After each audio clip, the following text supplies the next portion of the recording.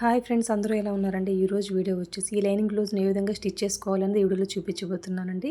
ఇక్కడ చూడండి, నార్మల్ పాదంతో ఈ విధమైన పైపింగ్ ఏ విధంగా స్టిచ్ చేయాలి, ఏ నెంబర్ థ్రెడ్ యూస్ చేయాలనేది ఈ వీడియోలో చూపిస్తానండి. ఇంకా మంచి ఫినిషింగ్ తోటి బ్లౌజ్ని ఏ విధంగా స్టిచ్ చేయాలనేది కూడా ఈ వీడియోలో చూపిస్తాను. ఇంకా బ్లౌజ్ని స్టిచ్ చేయాలంటే ఏ విధమైన టిప్స్ యూస్ చేయాలనేది కూడాను ఈ వీడియోలో అయితే చూపిస్తానండి. ఇంకా సైడ్ హెచ్చుతగులు లేకుండా ఏ విధమైన టిప్స్ యూస్ చేయాలి, ఇంకా చంక దగ్గర ప్లస్ గుర్తు రావాలంటే ఏ విధమైన టిప్స్ ఉంటాయనేది కూడాను ఈ వీడియోలో అయితే చాలా అంటే చాలా క్లియర్గా చెప్తానండి. చూడండి ఎంత మంచి ఫినిషింగ్ తోటి బ్లౌజ్ రెడీ అయిపోయిందో చూడండి. సైడ్ ఎటువంటి హెచ్చు తగ్గులు లేవు, చంక దగ్గర కూడా ప్లస్ గుర్తు పర్ఫెక్ట్గా వచ్చిందనమాట. ఓకేనా? చూడండి ఈ విధంగా ఎంత పర్ఫెక్ట్గా వచ్చిందో. ఓకేనా? చూడండి. ఓకేనండి. ఇది ఎవరైనా కూడా స్టార్టింగ్ కుట్టే వాళ్ళకి కూడాను ఇంత పర్ఫెక్ట్గా బ్లౌజు ఫినిషింగ్ రావాలంటే ఏ విధమైన టిప్స్ ఉంటాయనేది ఈ వీడియో ఎక్కడ స్కిప్ చేయకుండా చూడండి, మీకే అర్థమవుతుంది అనమాట. చాలా అంటే చాలా క్లియర్గా ఉంటుందండి. ఓకేనా? కొత్త వాళ్ళు కూడాను, ఫస్ట్ టైం చూసే వాళ్ళకి కూడాను ఇంత ఈజీనా బ్లౌజ్ని స్టిచ్ చేయడం అని మీరే అంటారనమాట. చూడండి, ఇక్కడ వచ్చేసి నేను ఫస్ట్ వచ్చేసి బ్లౌజ్ బ్యాక్ పట్టుకు వచ్చేసి నడుము పట్టిని స్టిచ్ చేస్తున్నాను. ఇక్కడ లైనింగ్కి ఒరిజినల్కి వచ్చేసి గమ్ పెట్టేసుకున్నానండి. గమ్ పెట్టేసి అంటించేసాను. ఇంక ఇక్కడ వచ్చేసి 1 ఇంచ్ వెడల్పుతోటి ఈ విధంగా స్ట్రైట్ పీస్ తీసేసుకున్నానండి. స్ట్రైట్ పీస్ తీసేసుకొని ఈ విధంగా ఒరిజినల్ వైపుని ప్లేస్ చేసేసుకొని ఒక పాదం గ్యాప్ తోటి స్టిచ్ వేస్తూ వస్తున్నాను. పాదం గ్యాప్ అంటే ఒక పావించండి. ఓకేనా? ఈ విధంగా అయితే కుట్టుకుంటూ రావడమేనండి.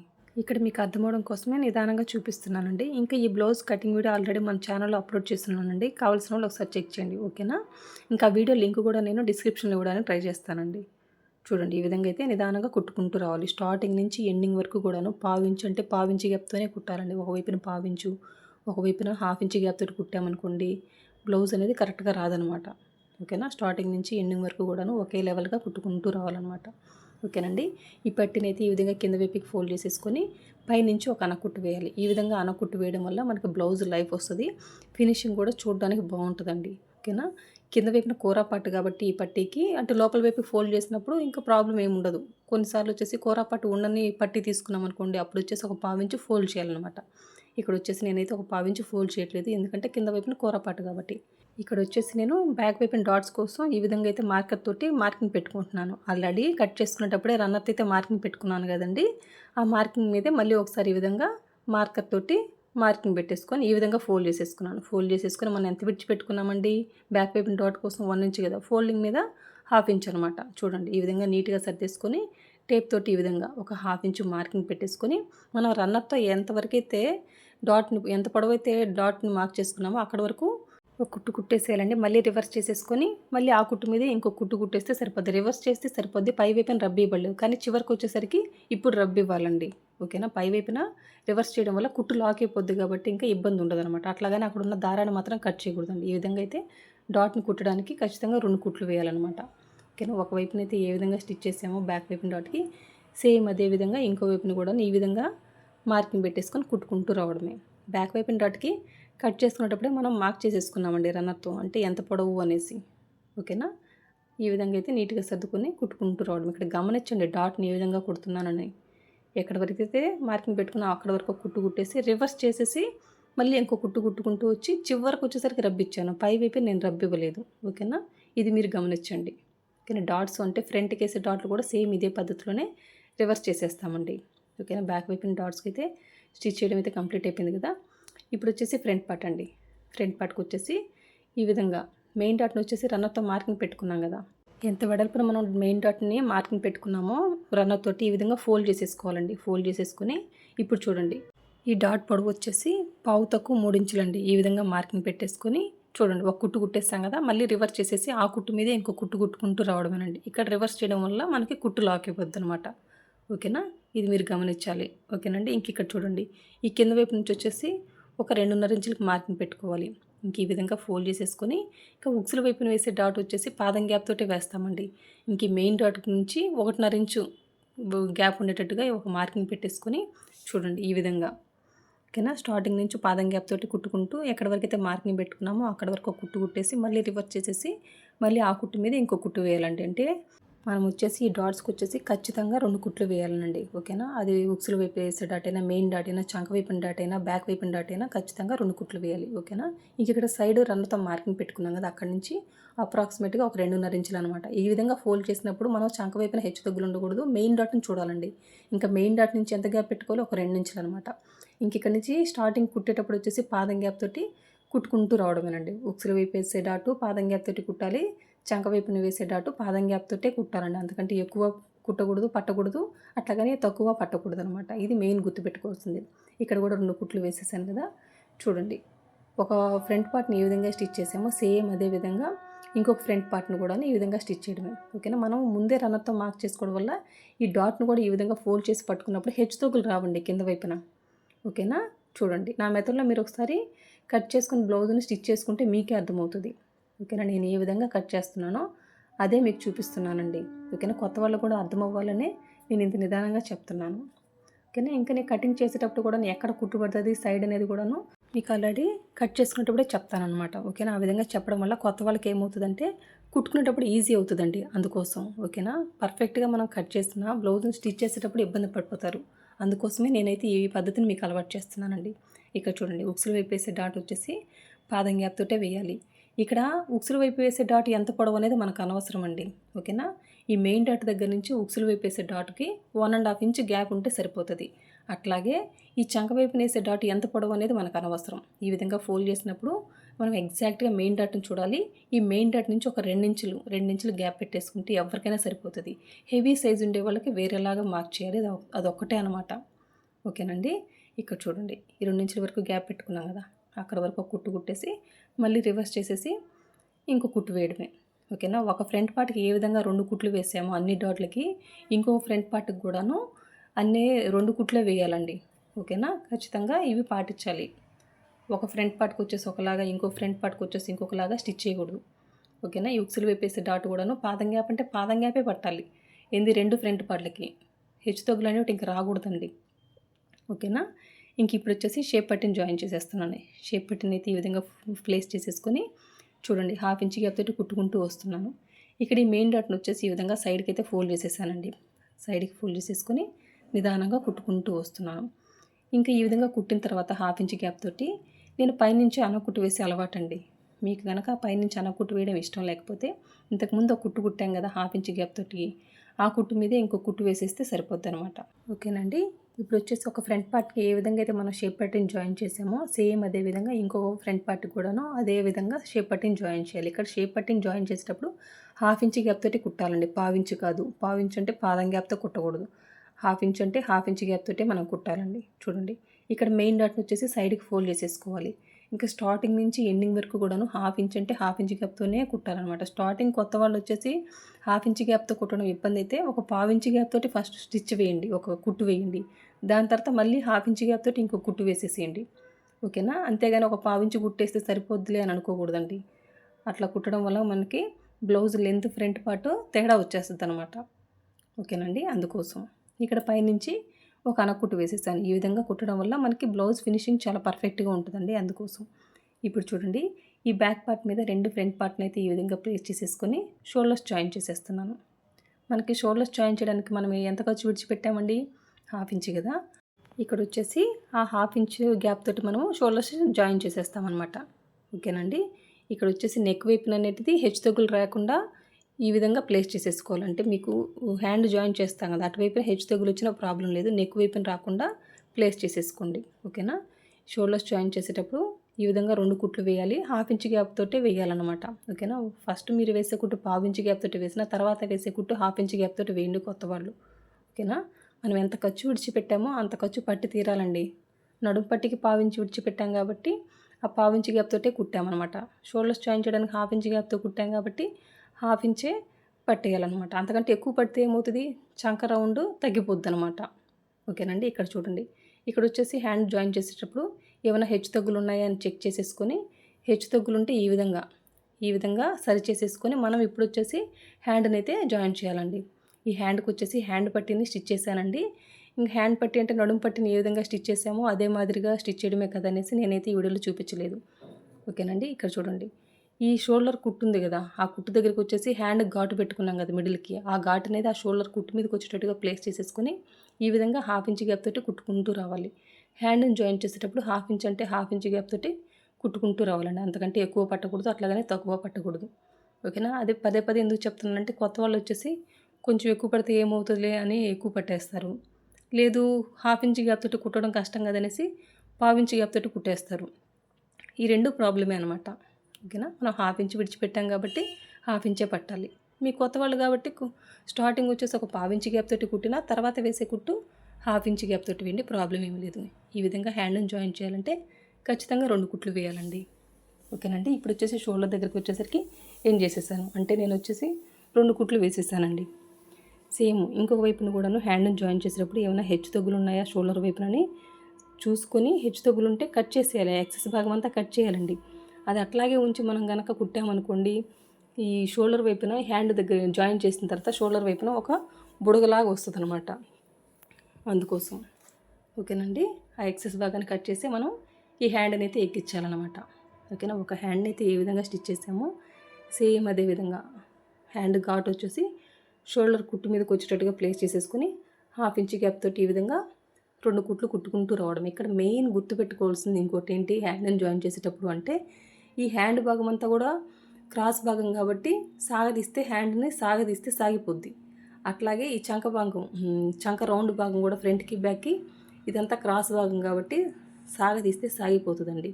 ఇప్పుడు నేను కుట్టేటప్పుడు వచ్చేసి ఈ హ్యాండ్ భాగాన్ని ఆ చంక రౌండ్ భాగం మీద ఈక్వల్గా ప్లేస్ చేసేసుకుంటూ కుట్టుకుంటూ వస్తున్నాను, అంతే అండి. సాగదీయకూడదు, సాగదీస్తే సాగిపోతుంది.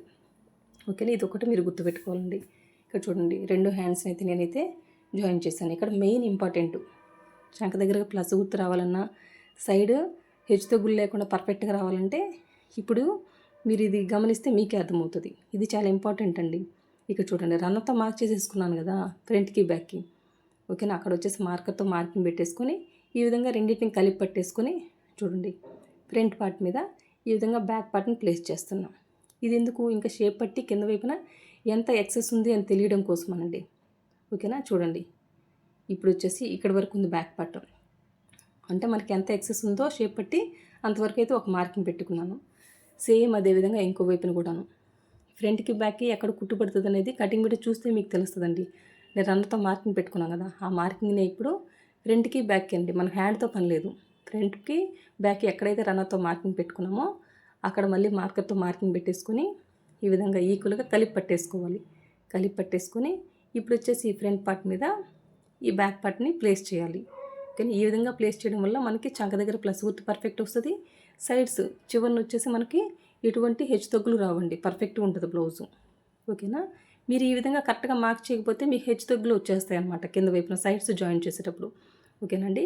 ఇంకా ఫ్రంట్ ఎంత పొడవు కావాలి ఈ ఉక్సుల వైపున అనేది కూడా చెక్ చేసుకుని ఒక మార్కింగ్ పెట్టేసుకుని ఇంకా అక్కడి నుంచి సైడ్ వచ్చేసి మనం ఆల్రెడీ ఒక మార్కింగ్ పెట్టుకున్నాం కదా షేప్ పట్టికి ఎంత ఎక్సెస్ ఉంది అనేసి, అక్కడ వరకు కూడా ఈ విధంగా ఫోల్డ్ చేసేసుకొని ఒక కుట్టు కుట్టుకుంటూ రావాలండి. చూడండి ఈ విధంగా. ఓకేనా. ఒక కుట్టు కుట్టిన తర్వాత ఇదంతా ఎక్సెస్ ఉంది కదా, ఈ ఎక్సెస్ అంతా కూడా కట్ చేసేయడమే. కట్ చేసిన తర్వాత మళ్ళీ ఈ విధంగా ఇంకొక ఫోల్డింగ్ చేసేసుకుని ఎక్కడి వరకు అయితే ఫోల్డ్ చేసామో ఇంకా ఆ ఫోల్డింగ్ మీద ఒక కుట్టు కుట్టుకుంటూ రావాలండి. ఓకేనా. ఎవరికైనా ఇది వచ్చేసి షేప్ పట్టి కటింగ్ అనమాట. అందరికీ ఒకే మెథడ్లో నేను వచ్చేసి షేప్ పట్టి కటింగ్ చెప్తున్నానండి. అది ఏ విధంగా సరిపోతుంది అని చాలామందికి కూడా కన్ఫ్యూజన్ ఉంటుంది. అదొక స్టిచ్చింగ్ వీడియో చూస్తేనే మీకు అర్థమవుతుంది అనమాట.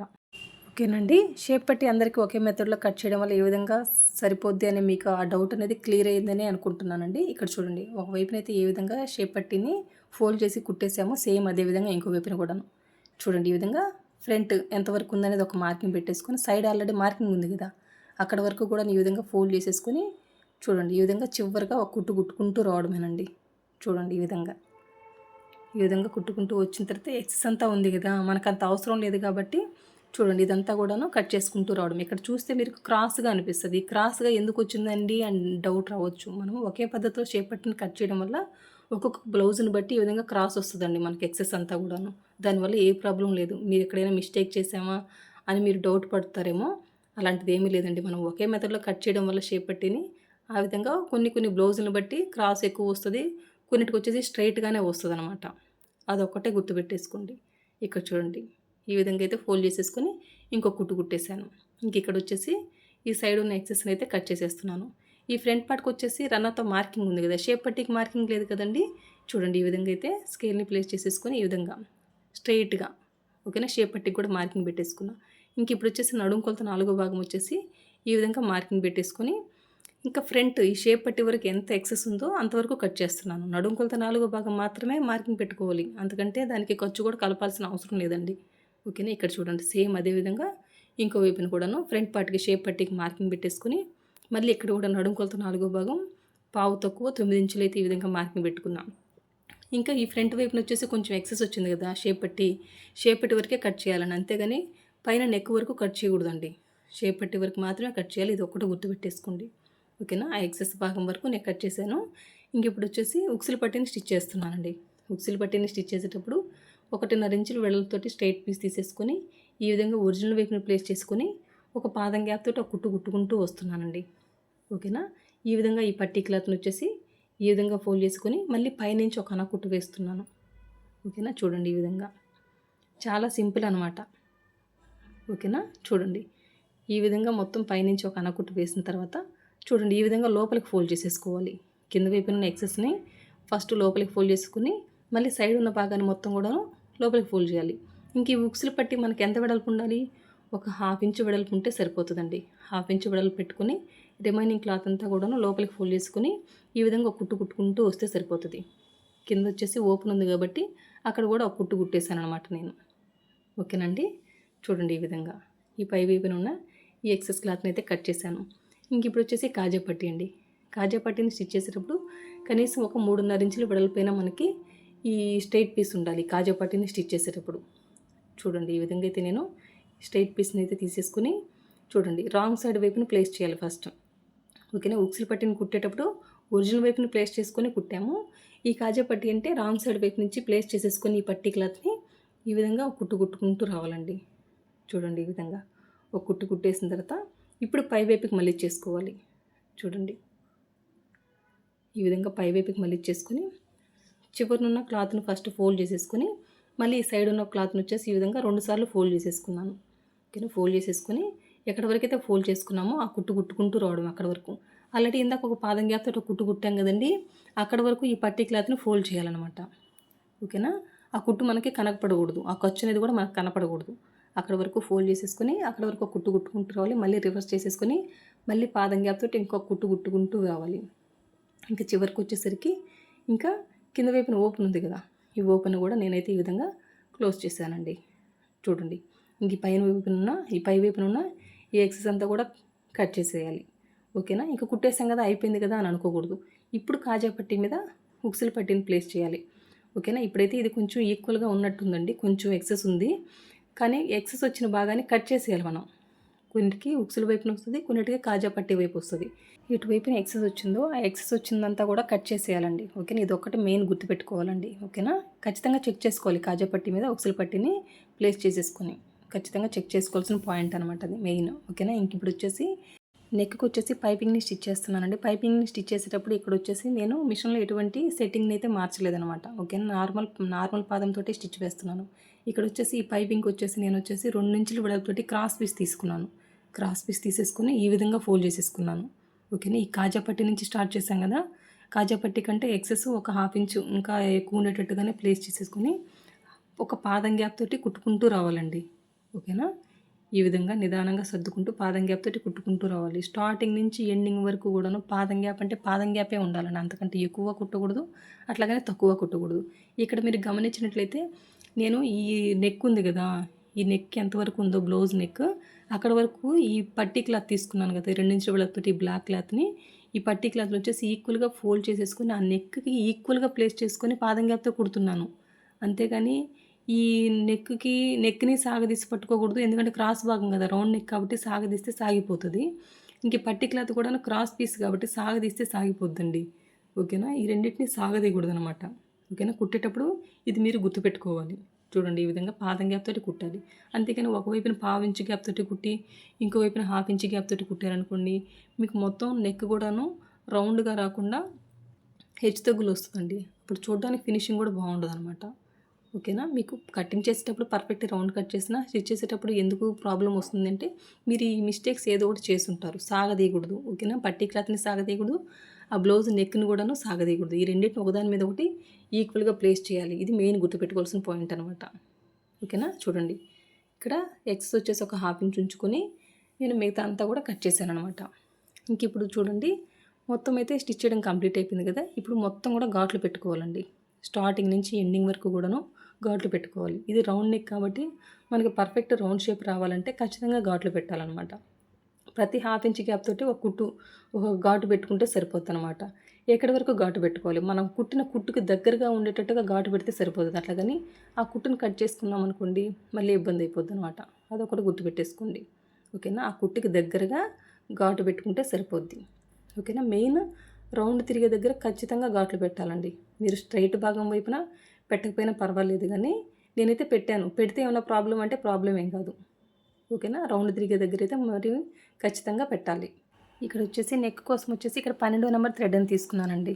ఓకేనా. నార్మల్ పాదం యూజ్ చేసి ఈ 12వ నెంబర్ థ్రెడ్ ద్వారానే మనకి మంచి ఫినిషింగ్ వస్తుంది. ఇంకా వేరే ఏ నెంబర్ థ్రెడ్ యూజ్ చేసినా కూడాను నార్మల్ పాదంతో స్టిచ్ వేయలేమన్నమాట.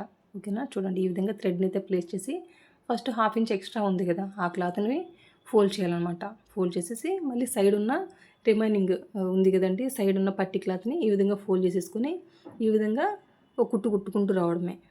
ఓకేనండి. ఇక్కడ మీరు గుర్తుపెట్టుకోవాల్సింది ఇప్పుడు కుట్టేటప్పుడు మనం యూజ్ చేస్తున్న ఆ థ్రెడ్ లూజ్ ఉండకూడదు. ఆ పట్టి క్లాత్ ఉంది కదండి బ్లాక్ కలర్, అది కూడా లూజ్ ఉండకూడదు. ఇవి రెండు లూజ్ లేకుండా నిదానంగా సర్దుకుంటూ కుట్టుకుంటూ రావడమేనండి. అప్పుడే మనకి ఫినిషింగ్ పర్ఫెక్ట్గా ఉంటుంది. మీరు కనుక లూజ్ వచ్చిందనుకోండి, ఆ పట్టి క్లాత్ లూజ్ ఉన్న ఫినిషింగ్ బాగా రాదు. ఇంకా మనం యూజ్ చేస్తున్నాం కదా 12వ నెంబర్ థ్రెడ్, ఆ థ్రెడ్ కూడా లూజ్ ఉన్నా కూడా మనకి ఫినిషింగ్ బాగా రాదనమాట. ఓకేనా. ఇక్కడ వచ్చేసి అందుకే మాటిమాటికి అప్పుడప్పుడు సూది దించి పాదం ఎత్తి సర్దుకుంటుంది. ఓకేనా. లూజులు లేకుండా సెట్ చేసుకోవాలి.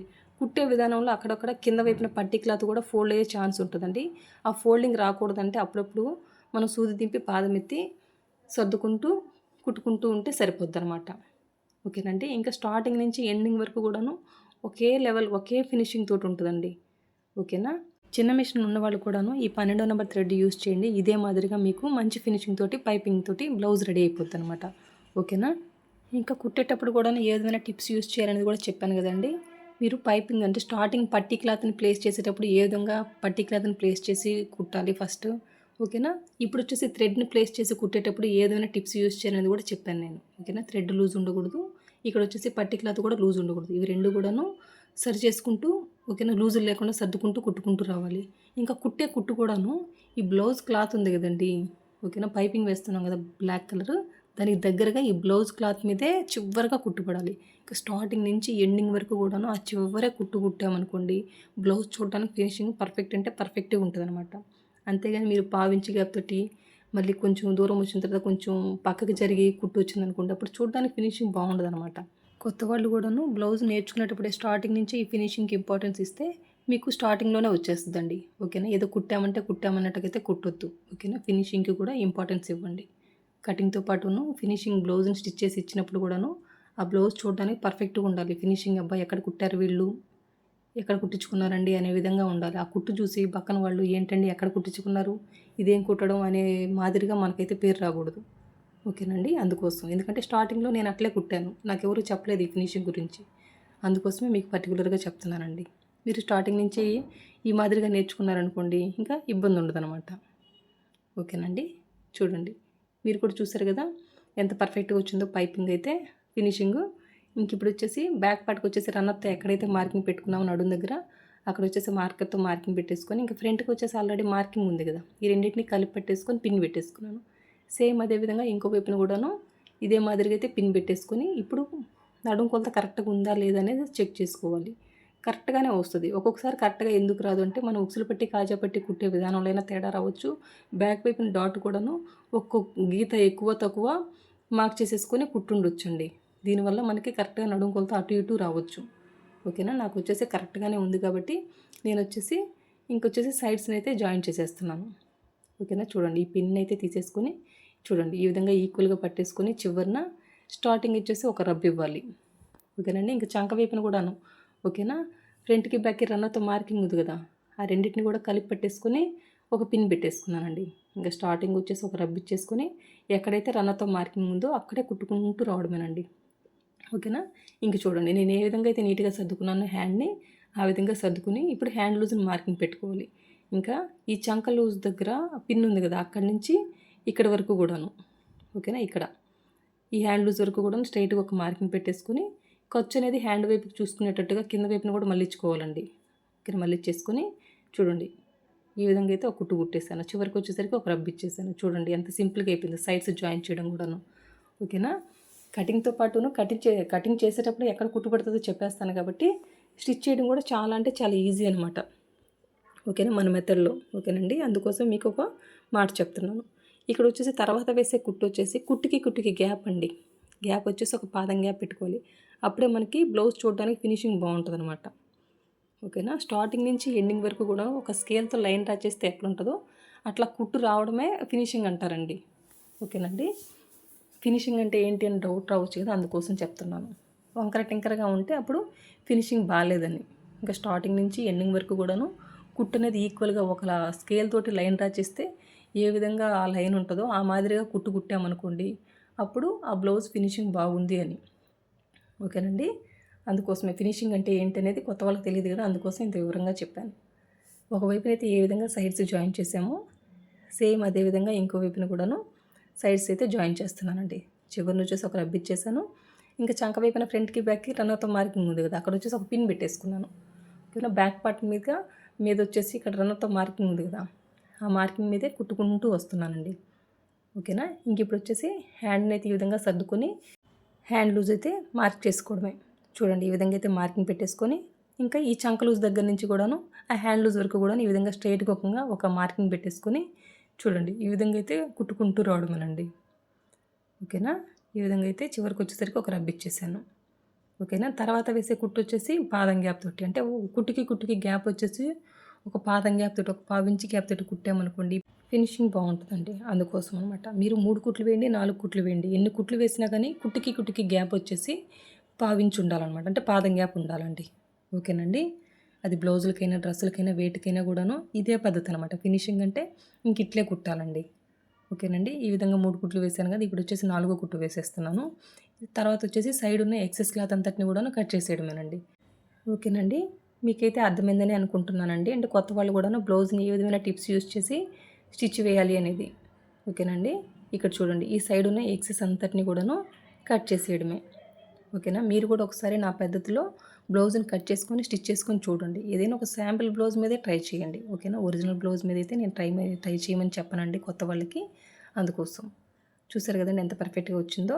ఇంకా ఈ బ్లౌజ్కి వచ్చేసి బ్యాక్ వైపు థ్రెడ్స్ని అయితే నేనైతే స్టిచ్చింగ్ ఏ విధంగా స్టిచ్ చేయాలని అయితే చూపించట్లేదండి. ఓకేనా. చూడండి ఈ సైడ్ హెచ్ దగ్గర లేకుండా చంక దగ్గర ప్రెస్ కొట్టి ఎంత పర్ఫెక్ట్గా వచ్చిందో. ఓకేనండి. చూడండి అంతేనండి. నా వీడియో కనుక నచ్చినట్లయితే లైక్ చేయండి, షేర్ చేయండి, సబ్స్క్రైబ్ చేయండి. Thank you for watching. మీకు ఏమైనా డౌట్స్ ఉంటే కామెంట్ రూపంలో తెలియజేయండి. నేను క్లియర్ చేయడానికి ఖచ్చితంగా క్లియర్ చేస్తాను. Thank you for watching. Bye.